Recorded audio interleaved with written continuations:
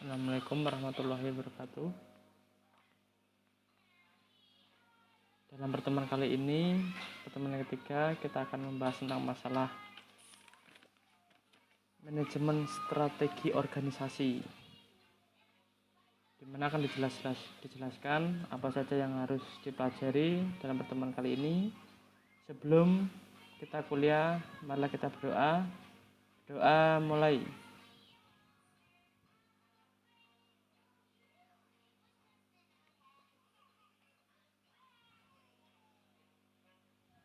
Doa selesai. Pada pertemuan kali ini kita akan membahas tentang masalah manajemen strategi organisasi.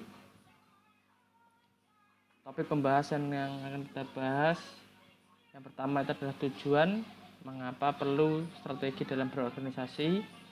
Yang kedua adalah pertumbuhan dan berkelanjutan. Yang ketiga adalah berpikir strategis. Keempat adalah implementasi.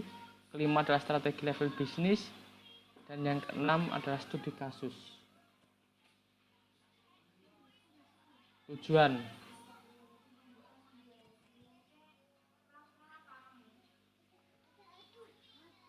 Tujuan di sini adalah untuk lebih memfokuskan visi dan misi, di mana visi itu adalah tema umum dalam satu organisasi. Misi itu adalah target-target capaian yang akan atau indikator-indikator yang akan dilakukan untuk mencapai suatu visi. Dalam visi dijabarkan ke misi. Nah, misi ini akan menjabarkan bagaimana tugas pokok dan fungsi dalam setiap bidang maupun bagian-bagian dalam organisasi.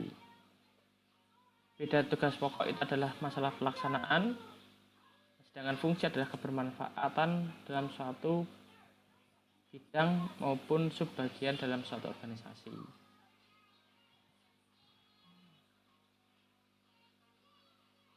Jika setelah melakukan visi, misi, melakukan tugas pokok dan fungsi, maka seorang manajer atau perencana akan melakukan suatu strategi maupun taktik.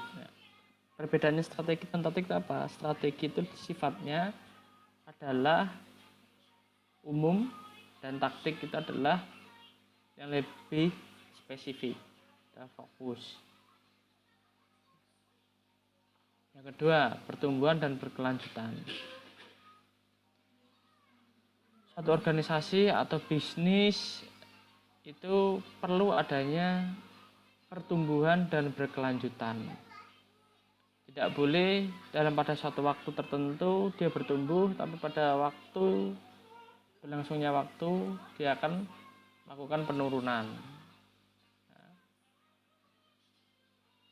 Nah, ini ibarat di mana suatu perusahaan itu pada titik tertentu dia melakukan pertumbuhan.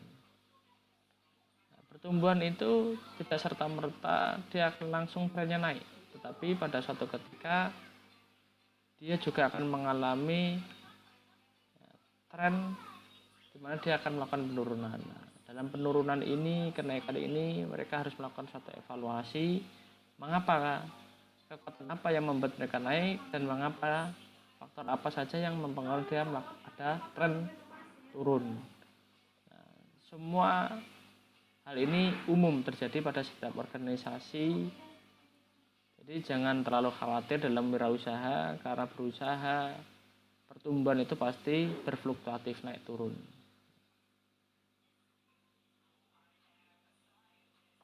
Tiga, berpikir strategi.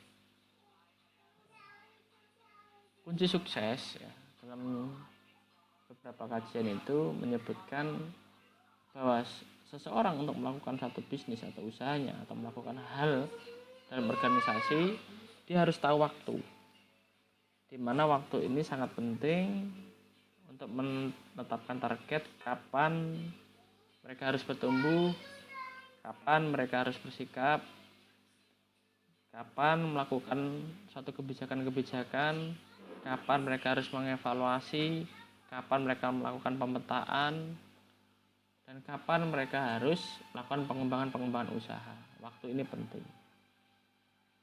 Dan mereka juga harus belajar tentang masa lalu. Mungkin dalam wirausaha ada masa lalu di mana mereka gagal. Dari kegagalan-kegagalan itu mereka belajar untuk kedepannya mereka harus melakukan pengembangan di masa depan. Siklus. Ada beberapa tahap siklus hidup suatu bisnis. Yang pertama mereka idea. Idea ini bisa muncul pada saat seseorang atau beberapa orang melakukan ide atau gagasan dan mereka memulai usaha tersebut.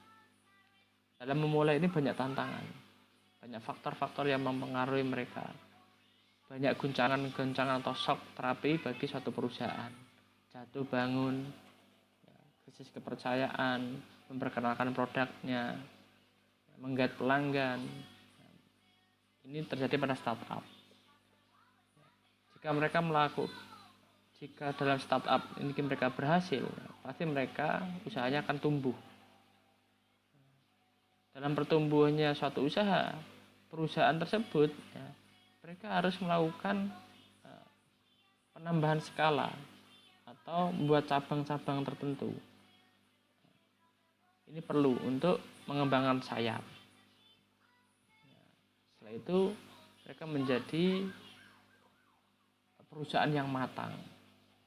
Dan setiap step, dari step idea ke startup ke growth, habis itu scale up, setelah itu maternity, pasti ada kendala-kendala, tantangan-tantangan tertentu dalam suatu organisasi atau perusahaan ini, dan mereka harus melakukan strategi-strategi, taktik, evaluasi agar mereka tetap bertahan atau berkembang. Tidak banyak suatu perusahaan atau organisasi itu menjadi matang, banyak juga yang gagal, jatuh bangun, gagal lagi. Kebanyakan yang kita tahu bahwa mereka itu menjadi orang yang sukses tanpa melihat bagaimana mereka itu berkembang dan tumbuh. Yang ketiga adalah pemetaan. Pemetaan ini mereka harus melakukan hal-hal yang dirasa suatu analisa pertama yang harus mereka kerjakan dalam satu bisnis untuk melihat passionnya di mana, untuk melihat kemampuannya di mana, kelemahannya di mana, bagaimana usaha tersebut yang perlu dilakukan, seperti permodalannya bagaimana, SDM-nya bagaimana, sumber daya alamnya bagaimana perizinannya, bagaimana lingkungan masyarakat di sana dalam melakukan bisnis, cocok atau tidak. Dan keempat, itu adalah hal penting bagi saya, seorang organisatoris, seorang manajer, seorang analisa, perencana. Analisa utama itu adalah analisa SWOT, di mana seorang analisis tersebut melakukan analisa tekanan dari dalam maupun dari luar, eksternal dan internal, di mana mereka harus menganalisa kekuatan mereka, kelemahan mereka di mana, ancaman ke depan, ataupun peluang-peluang yang mereka tangkap. Ini hal penting bagi saya. Itulah kunci sukses. Yang keempat, implementasi.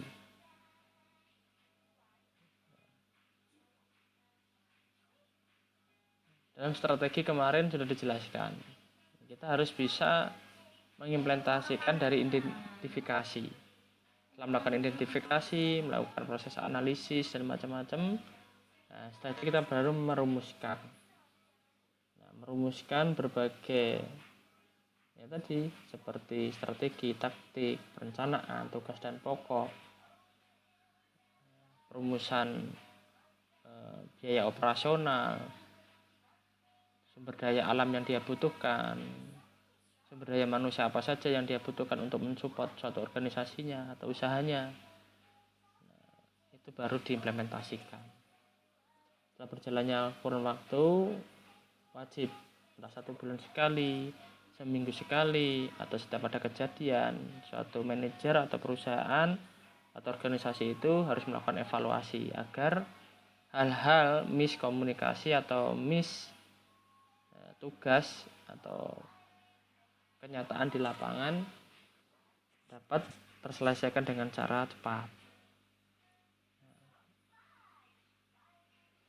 Tak lupa faktor-faktor yang mempengaruhi semua kegiatan atau organisasi. Seorang manajer, seorang kepala bidang atau kepala divisi, mereka harus sangat sensitif untuk membaca faktor-faktor yang mempengaruhi setiap tugas dan pokok mereka. Hambatan-hambatan, peluang-peluang mereka harus paham sekali. Yang kelima, strategi level bisnis. Yang pertama adalah cost leadership, keunggulan biaya. Salah satu hal yang strategi pengusaha itu, jika ada suatu pesaing yang sama setiap produknya, seharusnya pendatang atau startup itu wajib minimal biaya dulu. Biaya yang harus dikeluarkan konsumen untuk membeli produknya berapa dibandingkan dengan produk lain dengan kualitas yang sama. Itu penting. Atau dia berusaha, seorang pengusaha startup ini, untuk mengalahkan pesaingnya, mereka menekan biaya-biaya yang kira-kira itu tidak penting atau bisa dihindari atau bisa ditekan. Entah biaya produksi, entah mereka memilih tempat yang lebih dekat dengan sumber daya alam, mereka memilih tempat dengan UMR yang lebih rendah. Contoh, ada perbedaan di mana suatu usaha itu berdiri di Surabaya maupun di Gresik karena UMR-nya sudah berbeda. UMR terkecil bisa jadi di daerah Kabupaten Madiun, di mana UMR-nya jauh sekali dibandingkan dengan Surabaya dan Gresik. Hal-hal seperti inilah yang bisa dilakukan tanpa meninggalkan bagaimana biaya operasionalnya. Hal ini bisa menekan biaya pengeluaran sehingga harga produk bisa bersaing lebih rendah dibandingkan dengan produk yang lain. Yang kedua, seorang startup atau kita memulai atau sudah berkembang maupun mengembangkan skala sayapnya di bidang lain, dia harus ada perbedaan. Salah satu contoh kamera. Kamera biasanya isinya 1. Akhirnya dibuat 2 buah kamera, tambah 3, ada lagi yang 4. Nah, mungkin dari sisi warnanya yang lebih elegan, mungkin dari kecepatannya kalau dari HP, ya, mungkin dari rasanya kalau sama-sama roti, sama-sama kopi, tapi memiliki ciri khas. Nah, jadi seorang produk atau sebuah produk, suatu perusahaan atau organisasi ini wajib memilih apa yang membedakan produk saya dengan produk yang lain. Itu penting. Setelah itu, yang ketiga, fokus saja terhadap biaya yang rendah, menekan biaya yang rendah.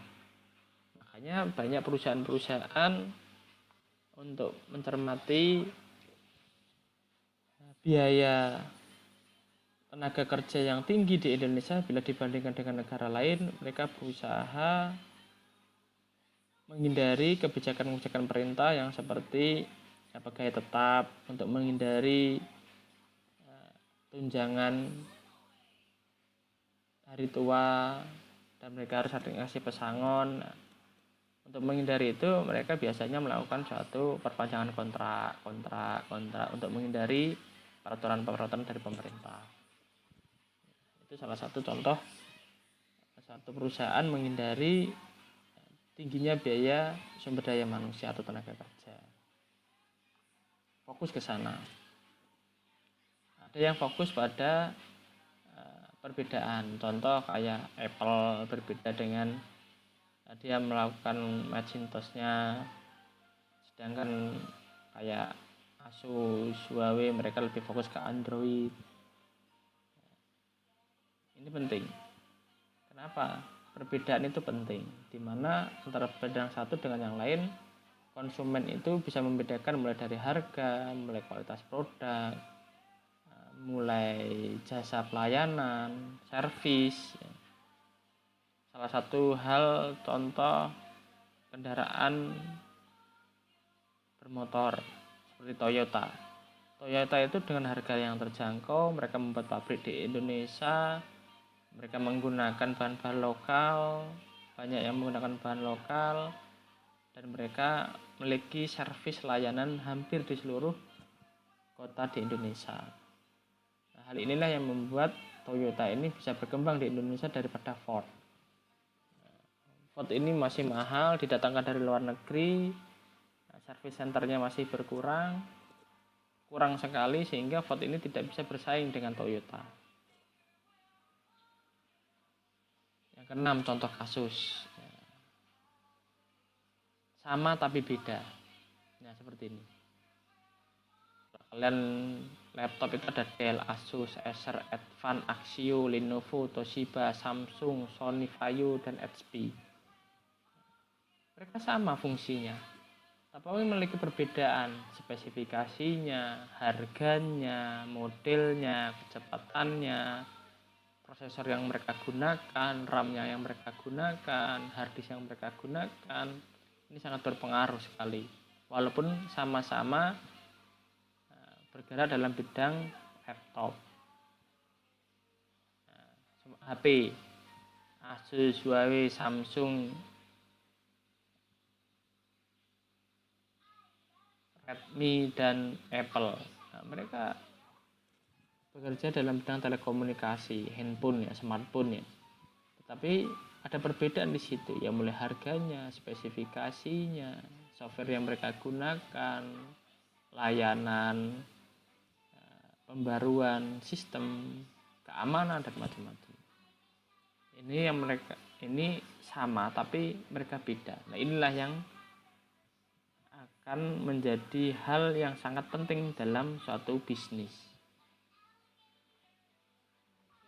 Studi kasus. Mungkin kalian selama ini kenal dengan namanya brand ambassador. Nah, brand ambassador ini mereka mengiklankan menggunakan jasa artis atau model sebagai brand ambassador mereka, dengan harapan biaya yang mereka keluarkan atau kontrak yang mereka keluarkan untuk biaya brand ambassador ini, mereka berharapkan mendapatkan lebih dari apa yang mereka bayar. Seperti Tokopedia dengan Chelsea Islandnya, Vivo-nya, Neo 7, dan Shopee. Mereka ini adalah brand ambassador dan mereka dibayar sangat mahal sekali. Setiap usaha atau pebisnis mereka berharap apa yang mereka bayar itu mendapatkan yang lebih banyak. Apa sih pengaruhnya? Ada yang menggunakan, Jepang itu sudah menggunakan kartun untuk promosinya karena biayanya lebih murah dan lebih terkenal. Tapi masih banyak juga yang masih menggunakan jasa model maupun artis untuk menggait pelanggan atau konsumen agar mengenalkan produk mereka. Apa sih fungsinya mereka ini? Apakah sih pengaruhnya terhadap produk yang mereka pasarkan atau yang mereka kenalkan? Menurut Muhammad Iksan Putra Suharyono Yusri Abdillah dari Fakultas Ilmu Administrasi Universitas Brawijaya Malang, mereka melakukan suatu penelitian di mana pengaruh brand ambassador terhadap brand image serta dampaknya terhadap keputusan pembelian. Mereka melakukan survei pada pengguna LAN di Asia. Ternyata hasil pengujian substruktur 1, yaitu pengaruh antara variabel brand ambassador X dan variabel image Y1, yaitu bersifat positif. Nah, di mana koefisiennya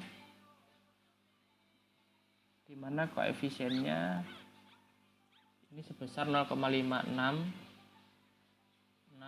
signifikannya adalah sebesar 0,0, ya, lebih kecil daripada apa? Signifikannya lebih kecil daripada 0,05. Sedangkan R kuadratnya sebesar 31%.